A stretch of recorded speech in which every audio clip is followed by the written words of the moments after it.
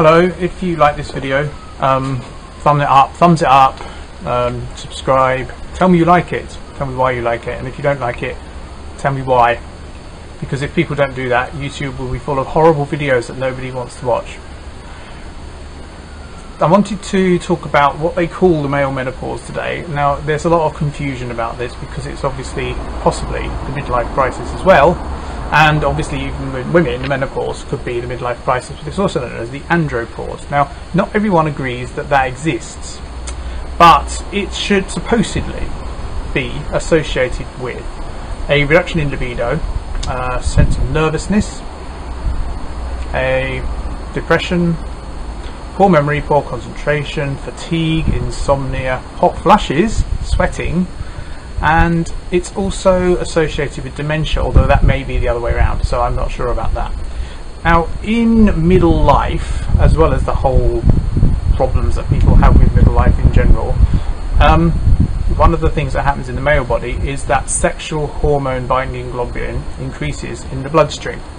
That means that there will be a lot of protein floating around that mops up the testosterone, and it's obviously also possible that there will be an absolute reduction in testosterone. And right now I'm also wondering whether the female menopause is connected perhaps to a reduction in sensitivity to estrogens rather than just the reduction in the estradiol as well. So I'm just wondering whether there's a reduction in the sensitivity to testosterone as well, and that's what it's to do with.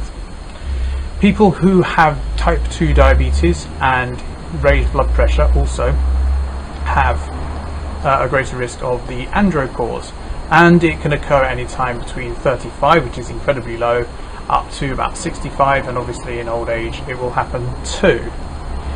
Herbally, there is something you could do about that if you wanted, which would be basically either to use saw palmetto or nettle root, because nettle root in particular reduces the binding activity of sexual hormone binding globulin, which is SHBG, and so you'd have more testosterone floating around in the blood if you did that.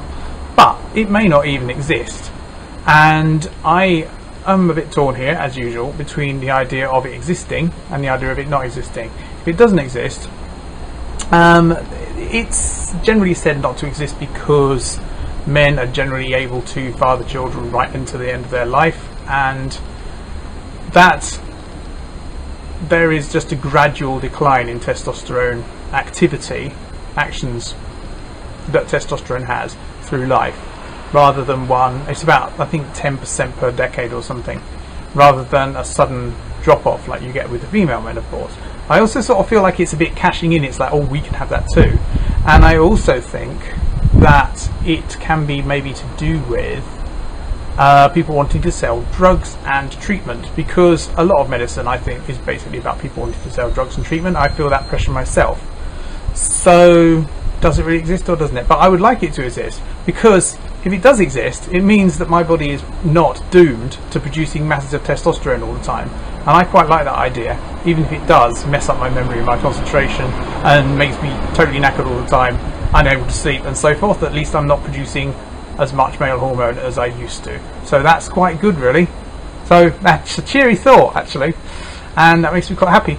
So hopefully I'll see you tomorrow, and I will do the cell video. It's just got a bit stage fright about that already. Alright, bye.